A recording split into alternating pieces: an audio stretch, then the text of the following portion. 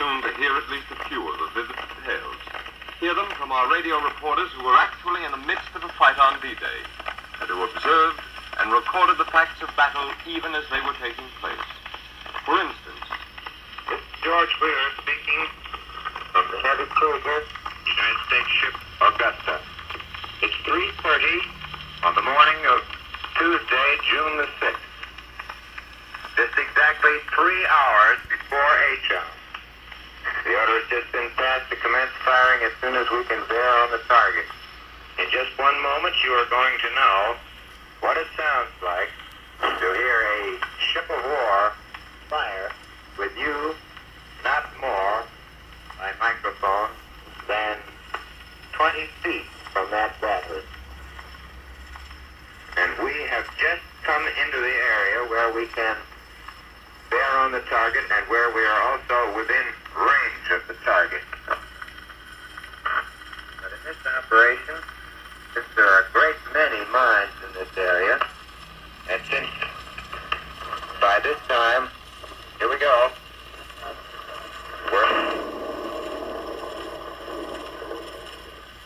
that was a salvo of 8-inch guns from this heavy cruiser, the Augusta. Another salvo. A third salvo. Ladies and gentlemen of the United States, we are now in business. yes, George Wheeler witnessed a part of the battle at sea, and there on the spot made the recording you've just heard. A recording which was broadcast to us in America as soon as Wheeler was again put ashore the following day. Later on D-Day, Tom Trainer made a similar recording, one of action he had seen and experienced with American troops on the beaches of France. To reach the palisade, I joined a column who were wading across the slough. The water came nearly to their armpits, and they had to hold their rifles and equipment over their heads. The water was rather warm, but the bottom was a slimy mess. When a man got to the far side of the slough, he would always stop in a maddening way, holding the rest of us up. We shouted angrily, but when we got there, each one of us stopped too. The reeds on the far bank were loaded with mines. One man lay at the top of the bank dead. The mines had been marked with bits of paper, and soldiers at the top advised just how to climb so as not to venture into dangerous ground. There were more dead men along the narrow path which led up the palisade. The column had stopped moving, and I began to step past men following a captain. Suddenly a voice said, "Watch yourself, fella, that's a mine." A soldier sprawled on the bank was speaking. He had one foot half blown off. He'd stepped on a mine a short time earlier. Now while he waited for litter bearers, he was warning other soldiers about other mines in that vicinity. The captain I was following stopped, and so did I. I asked him his name, and he said he was Louis Hilly of Cincinnati.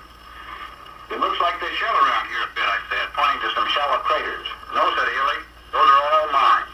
That's why we're stuck on this path."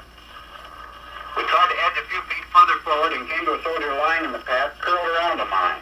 He said his name was Private Morton Sorratello of the Bronx, and I asked him if it didn't make him nervous to be curled around a mine like that. "No," he said, "I just keep clear of it and pass the word on to those behind."